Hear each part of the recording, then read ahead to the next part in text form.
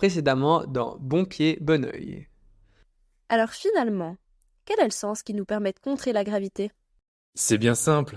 Ce sont les orthoptistes et les ophtalmologues qui se chargent de tout régler. Et puis, nous sommes les plus forts. Baron a démontré de nombreux effets avec les yeux. Mais qu'est-ce que j'entends là? On oublie Philippe Villeneuve. C'est nous qui résolvons tous les problèmes. Wow, du calme tout le monde. Bon, maintenant que vous vous êtes calmés, vous êtes prêts à en entendre plus sur la posturologie? Tout d'abord, je pense que vous n'avez pas saisi une notion importante. Souvenez-vous de la question posée par Charles Bell et de la conclusion qui en a été tirée. Il ne s'agit pas d'un seul sens, mais de plusieurs sens qui permettent le maintien de la posture. Notre corps possède différents capteurs pour la régulation de la posture. On peut les diviser en deux catégories. Les extérocepteurs, la vision ou le toucher comme par exemple la plante du pied ou encore l'ouïe. Ce sont des capteurs qui nous permettent de nous situer par rapport à notre environnement. Ensuite, il y a les endocapteurs, propriocepteurs des muscles, tendons et muscles oculomoteurs. Ces propriocepteurs sont des capteurs qui nous informent sur la position relative de nos membres. Finalement, toutes ces informations vont arriver au centre supérieur, tels que le cerveau et la moelle épinière. Ceux-ci vont intégrer les données afin de réguler la posture. Si l'une de ces entrées est altérée ou supprimée, cela peut perturber la boucle de régulation posturale. Par exemple, si vous fermez les yeux, vous comptez davantage sur les informations provenant du système vestibulaire et de la plante des pieds pour maintenir votre stabilité. Le contrôle postural est un résultat d'une interaction complexe entre les différentes entrées sensorielles. La perturbation de l'une de ces entrées peut entraîner des troubles posturaux et des problèmes de stabilité. Il est donc important de prendre en compte toutes les entrées pour évaluer et traiter les troubles posturaux. En conclusion, vous faites tous un excellent travail dans votre domaine respectif. Cependant, il est important d'apprendre à travailler ensemble, car la pluridisciplinarité est essentielle en posturologie. L'expérience a montré que le traitement de chaque entrée peut améliorer le syndrome de déficience posturale, voire du moins atténuer la symptomatologie tonique. On peut le comparer à un orchestre, où chaque musicien doit être virtuose de son domaine. La posturologie agirait donc comme le chef d'orchestre, reliant les différents intervenants pour jouer harmonieusement ensemble.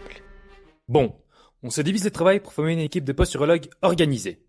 À ma droite, tous les orthoptistes. À ma gauche, tous les podologues. Mais en fait, qui fait quoi dans cette histoire? Et qui sont les autres corps de métier qui peuvent travailler avec nous pour le bien-être de nos patients?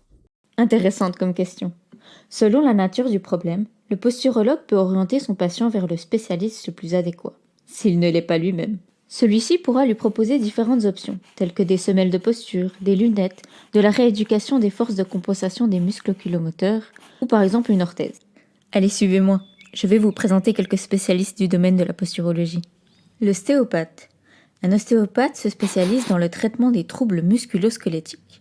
Il va utiliser des manipulations adaptées, considérées comme un taux vibratoire pour améliorer la posture en agissant sur l'entrée proprioceptive. Souvent, les dysfonctionnements nerveux se manifestent par des tensions musculaires d'un des deux côtés du corps. On pourrait considérer ces déséquilibres posturaux comme des chaînes nerveuses perturbées, que l'ostéopathe va venir rétablir. L'ostéopathe peut être consulté en première intention pour agir directement sur le système postural en régulant les voies nerveuses de conduction de l'information.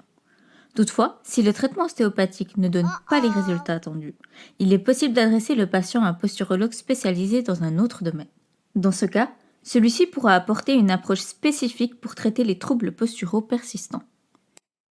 Les dentistes. À la différence des disciplines précédemment mentionnées, l'appareil manducateur dont se préoccupent les dentistes n'est pas considéré comme une composante intrinsèque du système postural. Pourtant, les dentistes sont indispensables à la prise en charge globale du patient. En effet, le mécanisme buccal peut constituer un facteur perturbateur du système postural.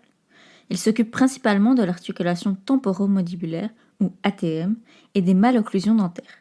Un décalage minime de l'ordre de 1 micron peut avoir une conséquence majeure sur notre posture et causer des douleurs dans tout le corps. L'occlusion dentaire, c'est-à-dire la manière dont nos dents s'emboîtent, est essentielle pour maintenir l'équilibre de la mâchoire et la position de la tête.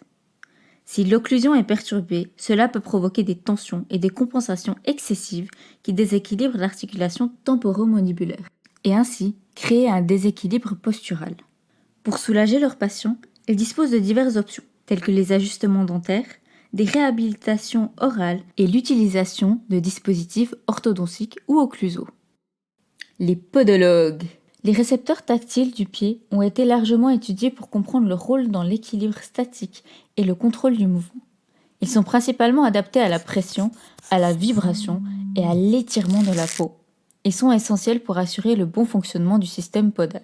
Une des notions importantes en posturologie est celle de l'épine irritative d'appui plantaire, les EIAP. Les EIAP conscientes peuvent être causées par diverses douleurs du pied.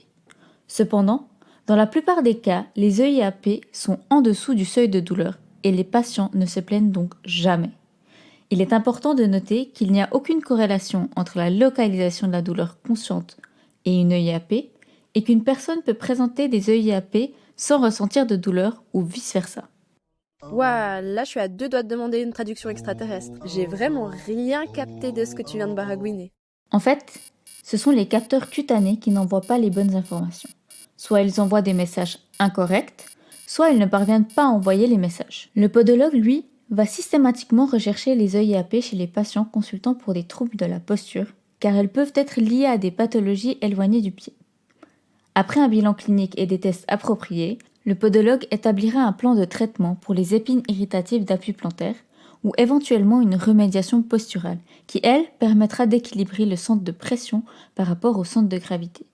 Si besoin, il redirige le patient chez un autre spécialiste posturologue pour corriger les anomalies posturales mises en évidence lors de son examen. La question qu'on pourrait se poser, c'est comment le podologue choisit ce qu'il va mettre sur sa semelle. La plante du pied agit comme une carte sensorielle. Les réactions posturales induites par des stimulations plantaires sont prédictibles et orientées. La répartition des récepteurs et leur seuil de perception varient d'une zone à une autre du pied, avec des seuils plus bas aux endroits les plus sensibles. Les résultats montrent que la stimulation vibratoire déclenche une réponse posturale correspondant au déplacement de tout le corps dans une direction spécifique en fonction de la zone stimulée. Pour faire simple, si l'on met une stimulation à l'avant des 2 pieds, le corps part en arrière. Si l'on met une stimulation à l'avant du pied droit, le corps part en arrière et vers la gauche. Si l'on met une stimulation à l'avant du pied gauche, le corps part en arrière et vers la droite.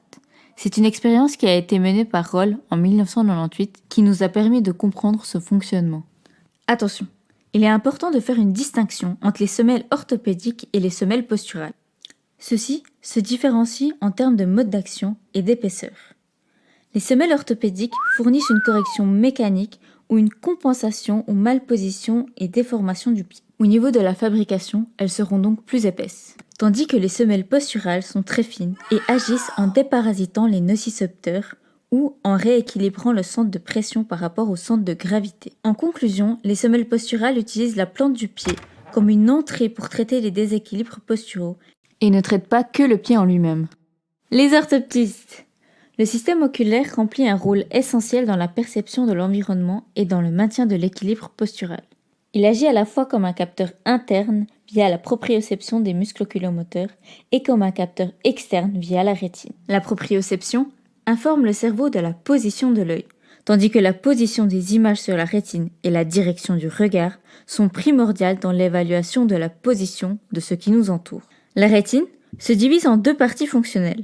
La périphérique, qui joue un rôle important dans le maintien de la posture et la perception des mouvements antéro-postérieurs.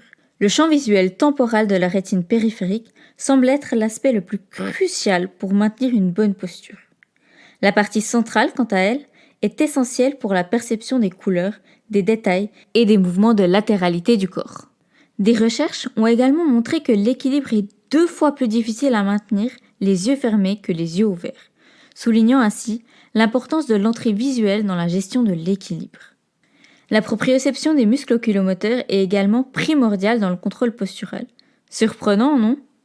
Premièrement, les muscles oculomoteurs ont une terminaison nerveuse pour 3 à 4 fibres, alors que normalement, il y a une terminaison nerveuse pour 200 fibres. Ils ont donc une innervation très précise. Le rôle de la proprioception extraoculaire dans le contrôle postural a été décrit par Roll et Roll dans les années 1980. Ils ont observé que l'application de vibrations sur les muscles oculomoteurs entraîne des réactions posturales compensatoires. Lorsque les sujets sont debout, les yeux fermés, l'application des vibrations sur les différents muscles entraîne des déplacements du centre de pression dans différentes directions. Par exemple, La stimulation des muscles droit latéral droit et droit médial gauche entraîne un déplacement du centre de pression vers la gauche, tandis que la stimulation des muscles droit latéral gauche et droit médial droit entraîne un déplacement du centre de pression vers la droite.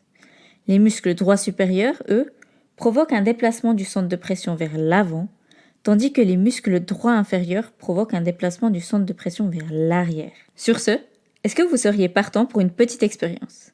Mettez-vous debout, fermez les yeux et faites bouger vos yeux de droite à gauche. Wow, incroyable, j'en reviens pas. Je bouge sans le vouloir? Les yeux sont au cœur de nombreuses recherches en lien avec la posturologie.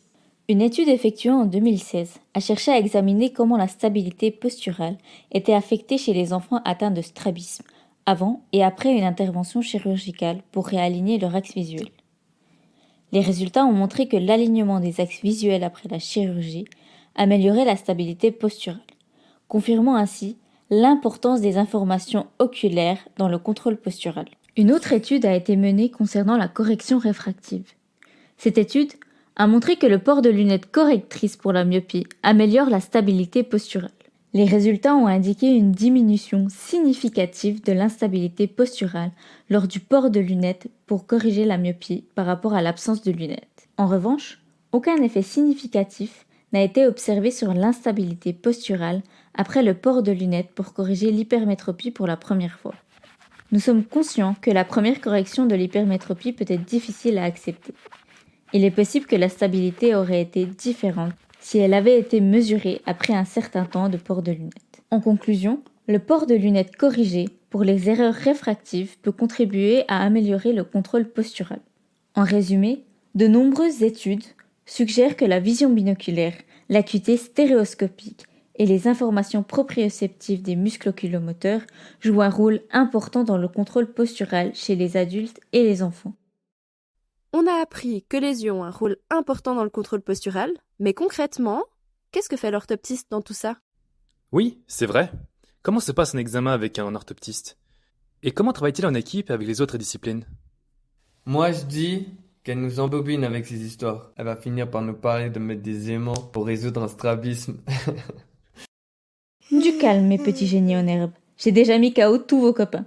On se retrouve pour le prochain cours et on va démêler cette affaire d'aimants et de prismes. Promis.